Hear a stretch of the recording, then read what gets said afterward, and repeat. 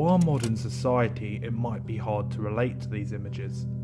But believe it true, humanity really did grow to this size.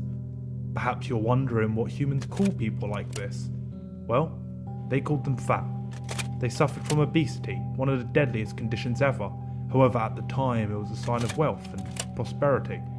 As the decades passed, we began to see major developments in modern science and how information was distributed. Because of this, society began to learn. Could you situate us a little bit with the problem? The problem of obesity is, on one level, a very simple one. Anyone who eats more than they need will become fat.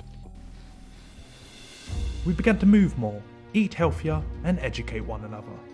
And collectively, as a planet, we came together and decided to end obesity forever.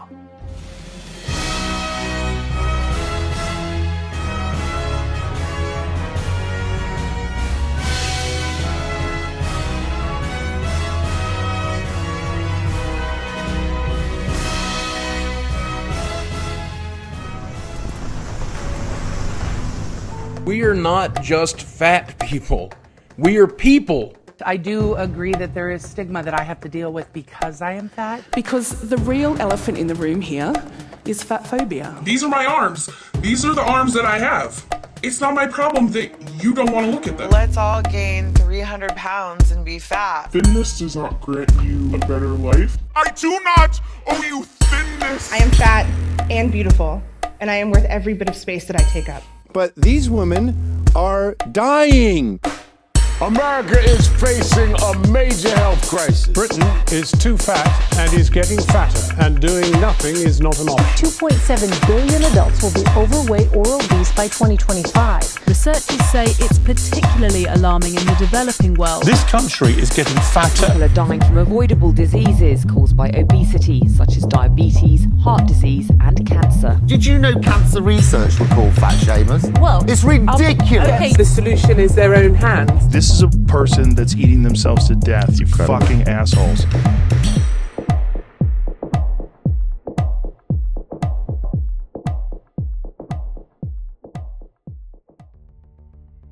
Yes, despite knowing about the health consequences of obesity for centuries, humanity has continued to get fat.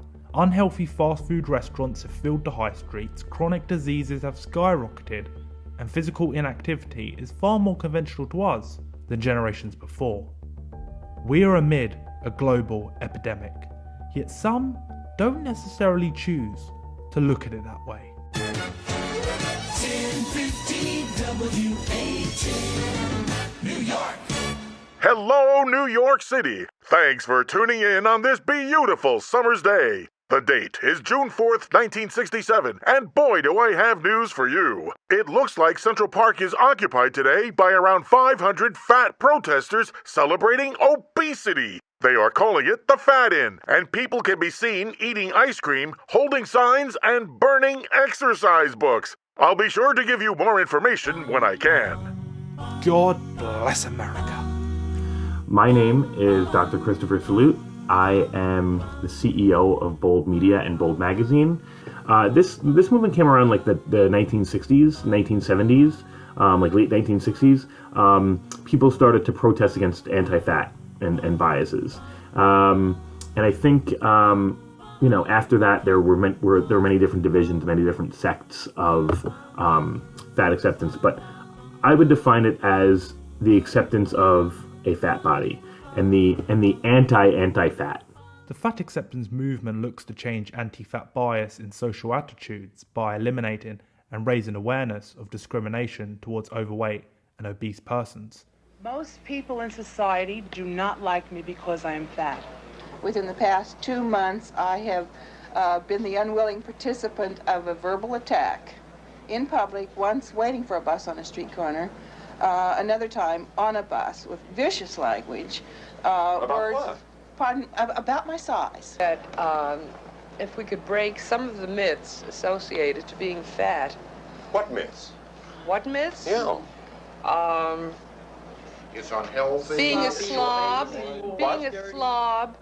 being dirty, being dumb, being lazy, stupid. Thin people always have a good sense of humor. Fat people are jolly. The movement has been incomparable to victories concerning civil liberties, women's rights, or the attitude towards those who identify as LGBT. We have continually stayed unkind to fat people. Fat bastard.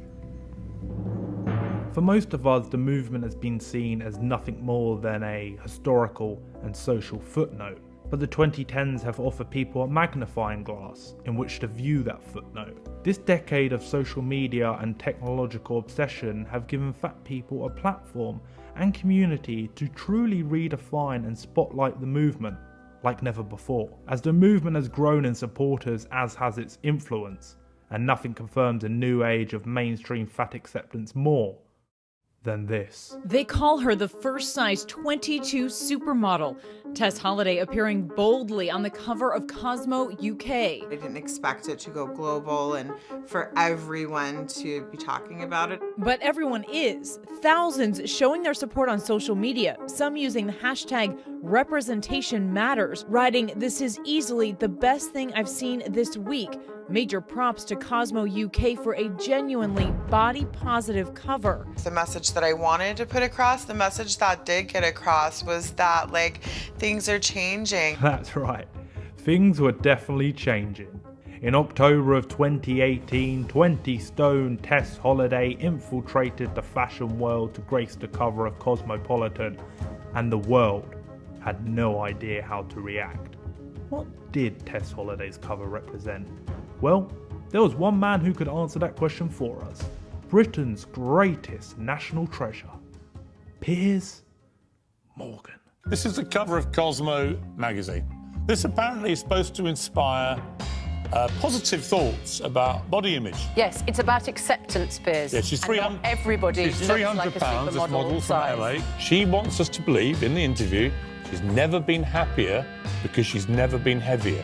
Have you ever met anybody, male or female, has ever said that sentence and meant it? How can that inspire anybody to be anything but very large? Reflecting her body. That people come in all shapes and sizes. Oh, please. That is not a role model image that you should be encouraging young people to aspire to be. Accept your body. The British public Stop fighting it. completely agree with me. Is this a positive body image? 5'3" and £300? How many said no? 78%. She continues to want to be celebrated for being 5'3" and £300. I keep saying, I'm sorry, that's not to be celebrated. Something you just said, though, She's morbidly obese. When you're that big, you can die. The fat acceptance movement isn't suggesting that anyone gain 50 pounds or eat to excess. We're hoping that people will accept us, anyone, as they are, regardless of their shape or size. The fat acceptance movement had achieved something many of us wouldn't have ever thought was possible. It was now at the forefront of an industry that had arguably been the most responsible in ostracising the fat amongst us. But just like practically everything else in Western society, we were divided on how to perceive this cover.